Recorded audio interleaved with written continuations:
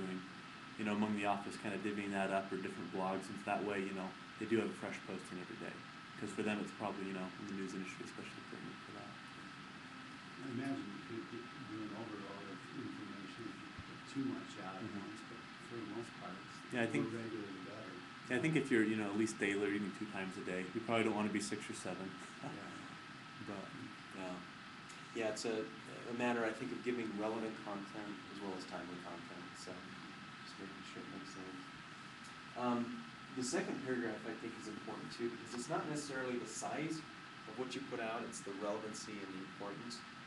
So not all posts need to be deep, but all should be interesting to your audience. Short posts with musings can be very effective. Insights don't have to be long, just worthwhile. After all, this is the way where readers are scanners, and short is welcomed and appreciated.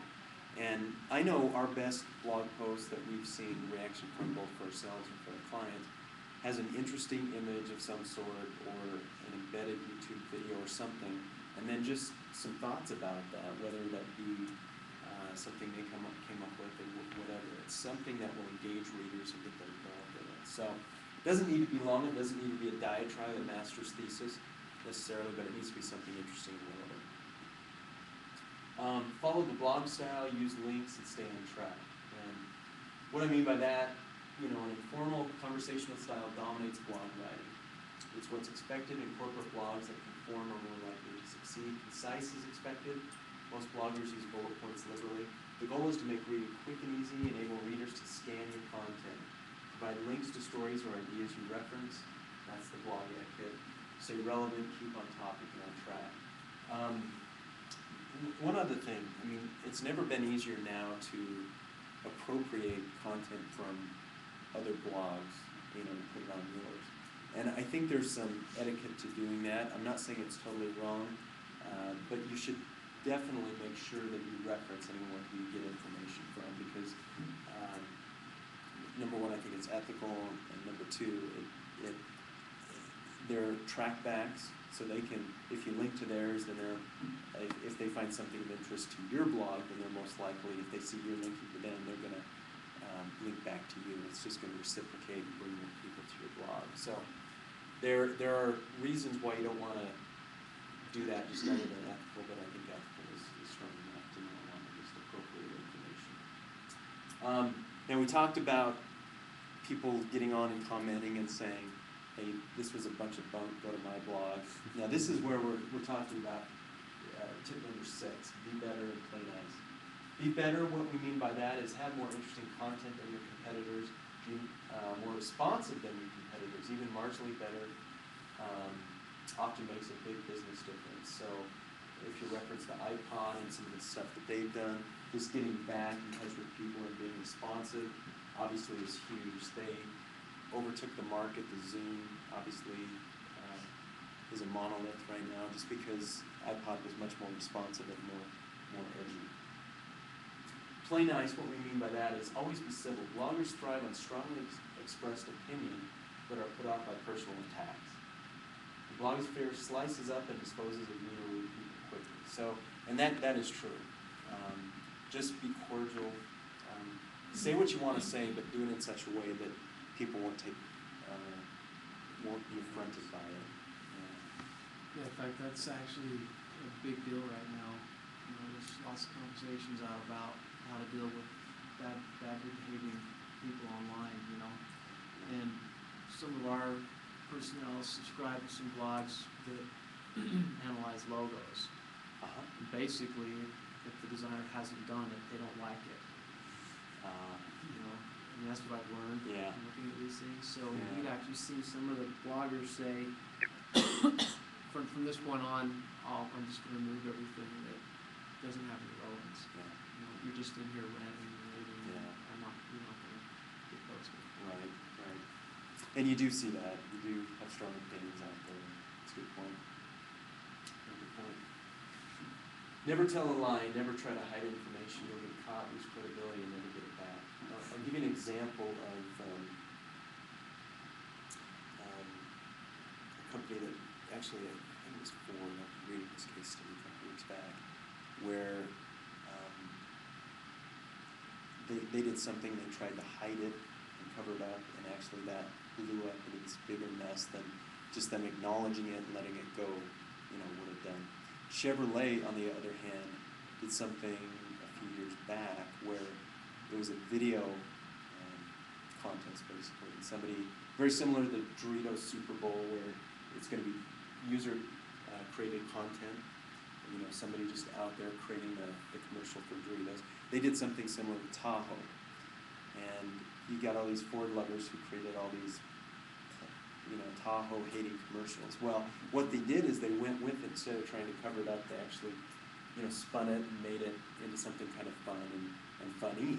And because of that, they ended up coming out the other end a lot stronger than they would have had they tried to just suppress those. So another example, did you hear Walmart, the cross the country blog they had? You ever heard about that?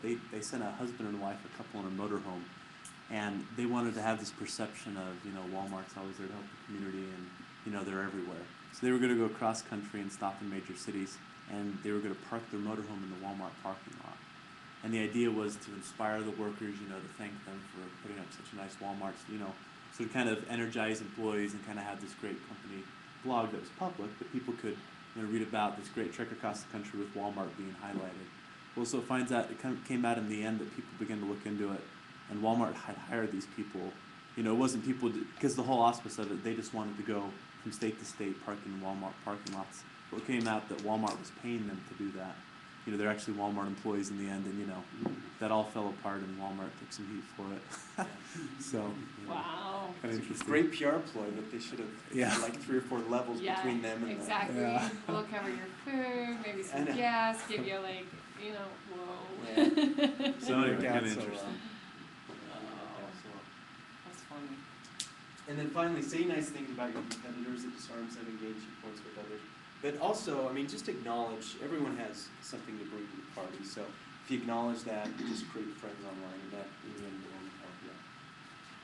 Number 7, and this is critical as well, invite response. Enabling the target audience to respond is a defining characteristic of blogs.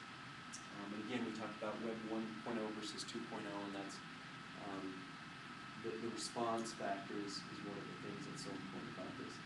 The key is to allow dissidents to participate but not dominate the discussion. Fred, as you were talking about, there are going to be dissidents, there are going to be naysayers on every blog, but if you allow them to poison the blog, then obviously that's not going over well.